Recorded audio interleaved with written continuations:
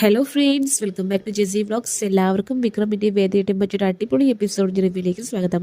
അങ്ങനെ നമ്മൾ ഇന്നത്തെ എപ്പിസോഡിൽ കാണാൻ പോകുന്നത് വിക്രമും വേദിയും തമ്മിലുള്ള ബന്ധം ഇല്ലാതാക്കാനും വിക്രമിനെ കൊടുക്കാനും വേണ്ടിയിട്ട് പുതിയ പല തന്ത്രങ്ങളും ശ്രീകാന്തും അതുപോലെ തന്നെ വിനായകനും അതോടൊപ്പം വർഷയുടെ അച്ഛനും കൂടി ചെയ്യുന്നതായിട്ടെല്ലാം നമുക്ക് കഴിഞ്ഞ എപ്പിസോഡിൽ കണ്ടിട്ടുണ്ടായിരുന്നു.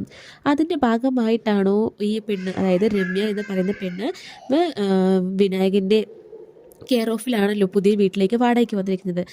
അങ്ങനെ ഒരു സംശയം നിലനിൽക്കുന്നുണ്ട്.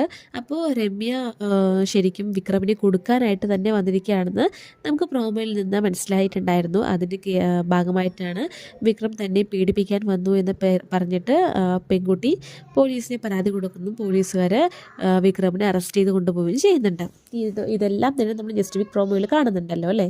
അപ്പോൾ പക്ഷേ ഈ ഒരു സിറ്റുവേഷൻ നമ്മുടെ വേദ എങ്ങനെയാണ് കൈകാര്യം ചെയ്യുന്നത് വെച്ചാൽ, വേദയ്ക്ക് 100% ഉറപ്പാണ് വിക്രം ഇങ്ങനെ ഒരു പണി ചെയ്യില്ല. വിക്രം ഒരു പെണ്ണോടും ഇങ്ങനെ മോശമായ രീതിയിൽ പെരുമാറില്ല എന്ന് നമ്മുടെ വേദയ്ക്ക് 100% ഉറപ്പായിരുന്നു.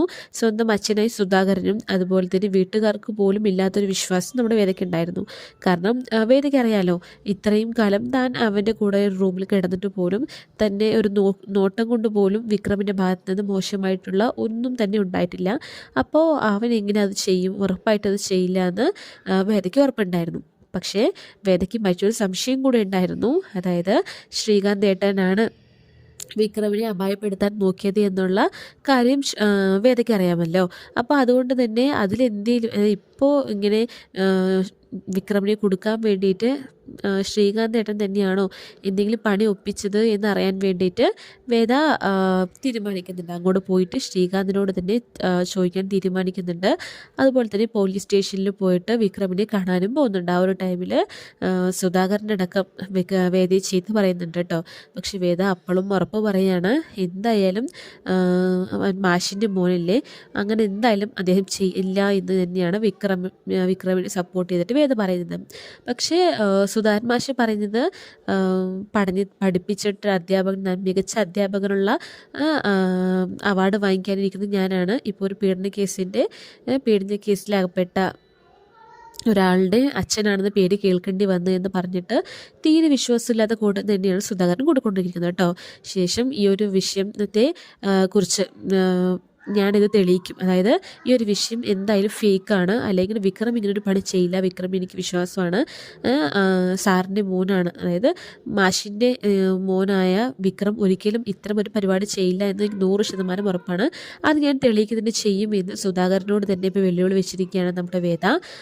മാത്രമല്ല വിക്രമിന് മേലുള്ള ഈ ഒരു കുറ്റം എങ്ങനെയെങ്കിലും തെളിയിക്കണം, അതായത് സത്യം തെളിയിക്കണം എന്ന് പറഞ്ഞിട്ട് വേദ ഉറപ്പിച്ച് തീരുമാനിച്ചിരിക്കുകയാണ് കേട്ടോ. ശേഷം അതിൻ്റെ ഭാഗമായിട്ട് ശ്രീകാന്തിൻ്റെ അടുത്തേക്ക് പോകുന്നുണ്ട്. അവിടെ വെച്ചിട്ടും ശ്രീകാന്ത് അവളെ അടിക്കാനൊക്കെ വരുന്നുണ്ട് കേട്ടോ. നീ അനാവശ്യമായിട്ടുള്ള കാര്യമാണ് എൻ്റെ മേലെ ചുമത്തുന്നത് എന്ന് പറഞ്ഞിട്ട്. പക്ഷേ വേദ അതിനെയൊക്കെ തരണം ചെയ്തിട്ട് പറയുന്നുണ്ട്, എനിക്ക് എല്ലാം അറിയാം, നീ തന്നെയാണ് വിക്രമിനെതിരെ പ്രവർത്തിച്ചിട്ടുണ്ടായിരുന്നുള്ള സത്യം വിക്രമിനെ അറിയിച്ചിട്ടുണ്ടായിരുന്നു. അപ്പോൾ ഇതിൽ നിനക്ക് എന്തെങ്കിലും പങ്കുണ്ടോ എന്ന് അറിയാനാണ് ഞാൻ വന്നത്. ഞാൻ തെളിയിക്കും ഇതിലെന്തായാലും വിക്രമിനൊന്നും, അതായത് വിക്രം ഈ ഒരു തെറ്റ് ചെയ്തിട്ടില്ല എന്ന് ഞാൻ എന്തായാലും തെളിയിച്ച് കാണിച്ചു തരാമെന്ന് ശങ്കരനാരായണനോടും ശ്രീകാന്തിനോടും പോലും ഇപ്പോൾ വേദ വെല്ലുവിളി ഉയർത്തിയിരിക്കുകയാണ്. അവരൊക്കെയാണെങ്കിൽ വളരെ ദേഷ്യത്തിലാണ് കേട്ടോ. ശങ്കരനാരായണൻ പറയാണ്, നിനക്ക് വല്ലതും അറിയോ, പേപ്പറിൽ എൻ്റെ മരുമകൻ, അതായത് ശങ്കരനാരായണൻ ഏറ്റവും ഫേമസ് ആയിട്ടുള്ള ജഡ്ജിൻ്റെ മരുമകനായ എന്നൊക്കെ പറഞ്ഞിട്ടാണ് പേപ്പറിൽ വാർത്ത വരുന്നത്, അതെനിക്ക് എത്ര അപമാനമാണെന്നൊക്കെ പറഞ്ഞിട്ട് അവരെല്ലാവരും വേദ നല്ലപോലെ വഴക്ക് പറയാണ് കേട്ടോ. പക്ഷേ ഈ ഒരു ടൈമിലും വേദ ഒരിക്കലും വിക്രമിന് വിട്ടുകൊടുക്കുന്നില്ല. വിക്രം അത് ചെയ്യില്ല എന്ന് എനിക്ക് ഉറപ്പാണ്, ഞാനത് തെളിയിക്കുമെന്ന് തന്നെ പറഞ്ഞിട്ട് തന്നെയാണ് വേദ ഇരിക്കുന്നത്. ശേഷം വേദ ഇങ്ങനെ എൻക്വയറി ചെയ്തുകൊണ്ടിരിക്കുകയാണ്, അതായത് അന്വേഷിച്ചു കൊണ്ടേയിരിക്കുകയാണ്.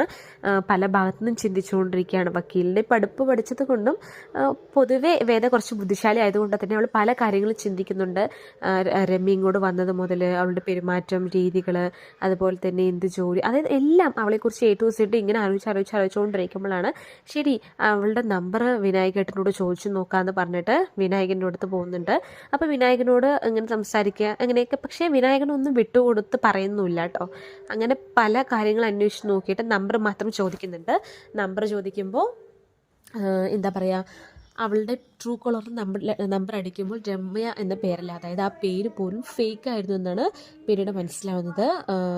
മഹാലക്ഷ്മി, വിജയലക്ഷ്മി എന്നാണ് അവളുടെ പേര് എന്ന് അവൾ പറയുന്നുണ്ട് കേട്ടോ. അപ്പോൾ ഇതൊക്കെ കൂടി ആകുമ്പോൾ വേദ ഉറപ്പിക്കുകയാണ് അവൾ ശരിക്കും വിക്രമിനെ കൊടുക്കാൻ വേണ്ടി തന്നെയാണ് ഇങ്ങോട്ട് വന്നിരിക്കുന്നത്. പേര് പോലും മാറ്റിയിട്ട് ഇവിടെ വന്ന് നിന്നിരിക്കുകയാണ്. അപ്പോൾ എന്തൊക്കെയോ ഒരു ദുരൂഹതകൾ ഇതിന് പിന്നിലുണ്ട്. അപ്പോൾ എത്രയും പെട്ടെന്ന് അവൾ എവിടത്തെയാണ്, എങ്ങനെയാണ്, ആരാണെന്ന് കണ്ടെത്തണമെന്ന് പറഞ്ഞിട്ട് തന്നെ നമ്മുടെ വേദ നടക്കുന്നുണ്ട് കേട്ടോ.